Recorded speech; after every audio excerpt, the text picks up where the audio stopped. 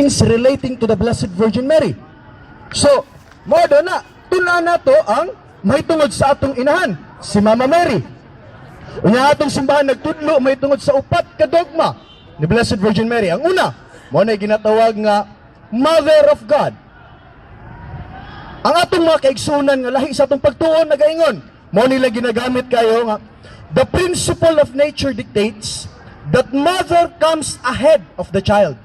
Di ba? Bisayo na to, kay Englishman. Ang pagtulunan sa kinayahan nagkanayon, nga ang inahan, una, kaysa sa anak. Di ba? Ay kung una mo kaysa sa inyong inahan.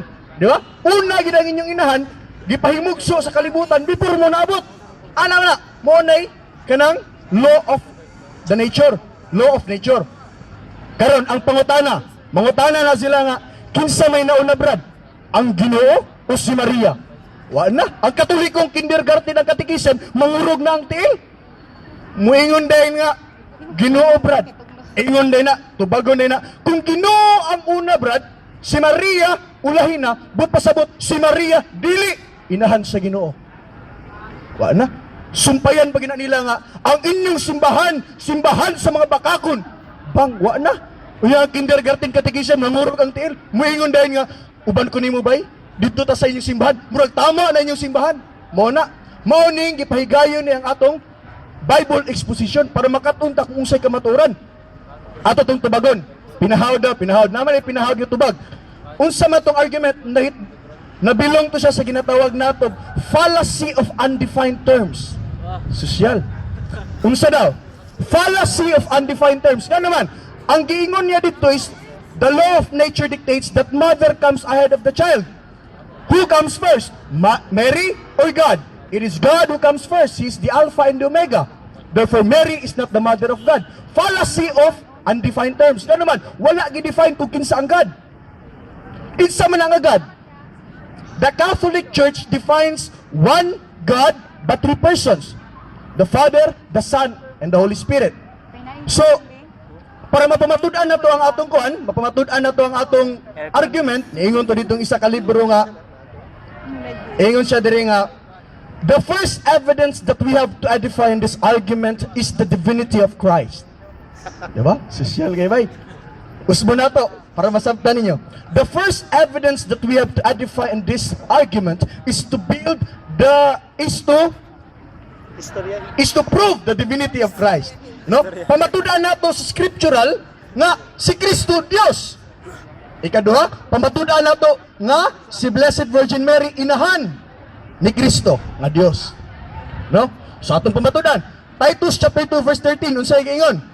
As we await the blessed hope and the appearance of our great God and Savior Jesus Christ. Hinumdumi, great God, dili gamayng Dios. No? Great God and Savior Jesus Christ. So napamatudan nato nga si Jesus Ginoo, gipamatudan man na ganina. Ikaduha, pamatudan nato nga si Blessed Virgin Mary mo inahan sa ni Jesus Christ. Basig nimo ra na sa mga Katoliko. Asa man na mabasa? Matthew chapter 2 verse 11. Sa diyang ang tulo ka mga three kings, pasulod sila dito sa pasungan, nakita nila ang bata tapad sa iyang mama nga si Blessed Virgin Mary. Karon mapamatudan nato nga tanawang logic. Si Kristo, Ginoo. Si Maria, inahan ni Kristo. Therefore, si Maria, inahan sa Ginoo. Ano naman ang kadali, Brad? Unya, kung kita, kindergarten katikisem, makahimo kahit ana, dili. Mo nang magtuunta. Nga mangutana din na, Brad, dili mi mutuo, pag dili ka makapangitaw, isa ka verse sa Bible, nga kanagid Mother of God yun. Wala na, kurog po di mo kan, kurog di mong tuhod. So asa mata makita na, Lucas Kapitulo 1, versikulo 43. Elizabeth was filled with the Holy Spirit. Unsay giingon niya? Familiar man ta na, kay makatoliko man ta. The visitation of the Blessed Virgin Mary to her cousin Elizabeth. Unsay giingon ni Saint Elizabeth? Ingon sa dito nga, and how, numduman na, filled with the Holy Spirit. Niingon si Saint Elizabeth nga, and how does this happen to me? That the mother of my Lord should come to me. Unsa daw? Mother of my Lord. Ingon din na sila nga, Brad, ingon ka Brad, Mother of God. Asa mang Mother of God ito? Mother of my Lord man to. Di ba? So, naara na ba? Kaya balita nga, know that the Lord is God. Psalmos 100 verse 1. So therefore, pwede na to i-rephrase itong giingon ni Saint Elizabeth. Kung saan man na to. And how does this happen to me that the mother of my God should come to me? Mao na siya. Sunod, mao na ginatawag nato nga perpetual virginity of the Blessed Virgin Mary. Nga sa diin, nagisgot siya nga si Blessed Virgin Mary, virgin daw, gikan nilalang ang batang Jesucristo hantod siya namatay. Hantod siya namatay. So unsa may mga kuha nila ana, mga supak nila ana. Common kay mga supak. Saint Mark chapter 6 verse 3, Acts chapter 1 verse 14, nga nagkanayon nga si Kristo adunay mga igsoon. Brothers, di ba? Kadugog man tayo sa umili sa gospel. Brothers, diga kay brothers si Jesus Christ. Subot pasabot ana, si Jesus Christ na igsoon, but pasabot si Blessed Virgin Mary, dili na virgin. Dili siya matawag nga perpetual virgin. So pamatud-an na to na. Unya, kini nga argument, katugod na argument ba nga moingon ta nga na may isa ka argument ana niingon nga sa tawag na di ba kung manganak ang usa ka tao, di ba kung manganak ang usa ka babae, the physical virginity of the woman matanggal na siya once manganak, di ba? Mao man na assuming nga si Jesus Christ ni kunsab diri kay Maria nga walay kwan physical nga kanang atong pamaagi. So ni kunsab siya pinaagi sa lalang si Espiritu Santo. So ang atong siyensya daw nagkanayon nga kung manganak ang usa ka babae, mawala na ang ginatawag nato nga physical virginity. Mao to'y gidefine sa ilang argument. Pero kung ato nang pagkasusiyon, mag-study ta ginatawag nato ganang mga errors. Asa man nato na mabasa, klaro kayo nga ilang argument na fall on fallacy of non sequitur. It does not follow. Nga naman, what is the real meaning of the word virginity or the virgin? A virgin is a woman who has not had sexual intercourse. Pagkatao ba ni Blessed Virgin Mary, pagkatao ba ni Jesus, niagi ba siya na? Wala. Therefore, out of context. Ikaduha na, katong mga brothers, common kay na siya. Asa mato na mabasa.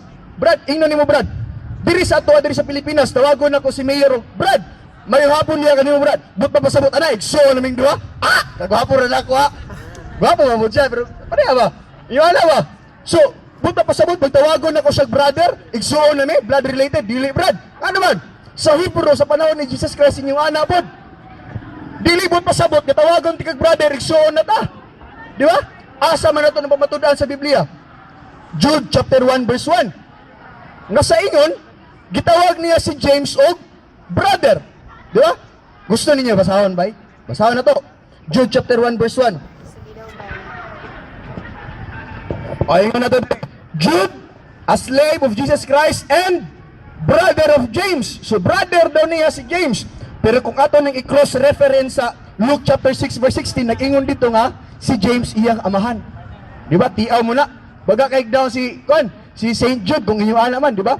So gitawag niya si James og brother, pero sa tinud-anay iyang amahan. Inyo ana man sa Hebrew bay, tradition sa Hebrew. Kung papa na nimo siya, unsa ba na nimo siya, uncle ba na nimo or uncle ba na nimo, regagaw na nimo, tawagon na nimo og brother. Unsa may pagpamatuod ana? Sa St. John chapter 19 verse 26, nga sa diin si Kristo gilansan sa krus. Asa man gisalig ni Kristo si Jesus Christ kay John the Apostle. So kung napaigsuon si Jesus Christ, iya tatong gisalig sa iyang sunod nga igsuon. Di ba? So klaro kay nga walay kapasaligan si Jesus Christ nga laing tao kundili ang iyang disipulo nga si John the Apostle. Pagkuman, sunod nga kuan is sa Immaculate Conception. Unsa man ang Immaculate Conception?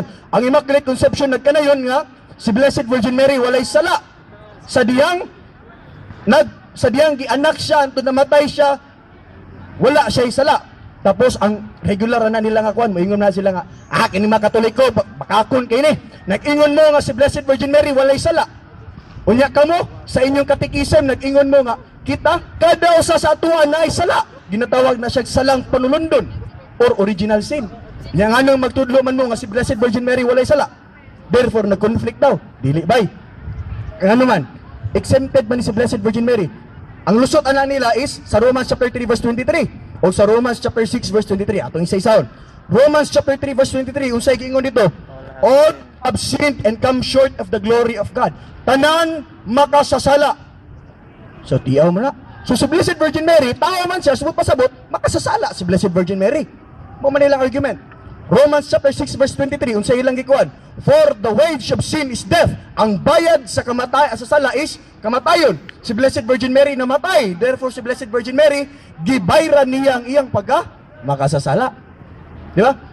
So, kung inyong ana atong kwan, kitang mga kindergarten katikism nga wala nagtuon sa atong pagtulunang Katoliko, mangurot na po atong tiil. Dili na po takatubag, muingon ta nga, dito na lang ko sa inyo ha, Brad. Tapos magkuhan na yun, okay? So, ato tong pagatubagon. So, asa man ang tubag ato? Sa 1 Timothy chapter 2, verse 5. Unsa man? Gipaingon dito nga si Jesus Christ tao. Unsa may pagtudlo sa Katoliko? Si Jesus Christ is 100% man and 100% human. 100% man and 100% divine. So siya, tao ug Dios. Subot pa pasabot ana si Jesus Christ nakasala pod kay tungod kay tao siya dili. Ngano man 1 Pedro 2:22 siya wala makasala. Ana ra man na bay. Unya ano sa Blessed Virgin Mary nganong walay sala? Ano man? 1 Corinthians chapter 1 verse 24. For Christ is the power of God and the wisdom of God. Si Kristo daw ang kaalam sa Ginoo. Unya Wisdom chapter 1 verse 4. For wisdom will not enter into a deceitful soul nor dwell in a body enslaved of sin. Ang kaalam daw sa Ginoo dili mosulod sa kalawas nga makasasala. So kung hugaw ang lawas ni Blessed Virgin Mary, dili mosulod si Jesus Christ. Ana ra na brad, mo nang exempted si Blessed Virgin Mary. Sunod. 5 minutes naman lang atong sige, ato ning ikuan tagaan pag nato ning ginatawag nga rosary. Common man ning rosary. Matthew chapter 6 verse 7 nag-ingon nga ang Ginoo nasuko sa mga taas nga mga pag-ampo ug mga balik-balik. Di ba? Pero kung imong kuanon bay, tama ba na ang interpretation na ilang ginakuan? Tanawa, tagaan pa natog verse. Sa St. Matthew chapter 26 verse 44, di ba? Katugong sa kuan, katong hapit na siya tintalo ni kuan at sorrowful mystery garden at Gethsemane, di ba?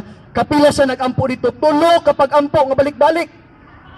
Ginoo na gani siya, tulo kapag ampo gibalik-balik. No? Unya sa Revelation chapter 4 verse 8, ngang mga anghel dito sa langit balik-balik, holy, holy, holy the Lord. Ngayon ba Ginoo nga, ayaw ko ninyo balik-baliki yung kanta kay sumol kay mga tingog. Wala man. Di ba? Unya ka ng rosary, ngumingon sila nga, taas man kayo na brad.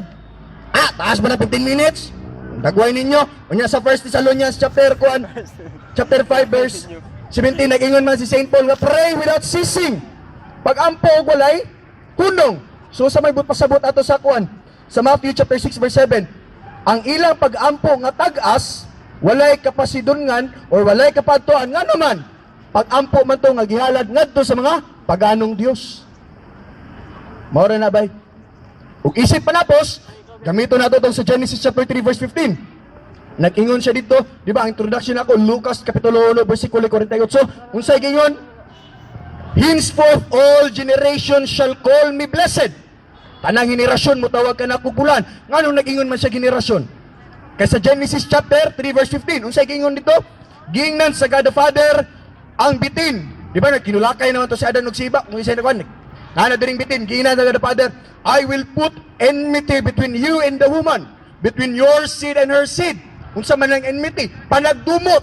Digid mo pwede magka-friends. So duha kay henerasyon nga magkakuan.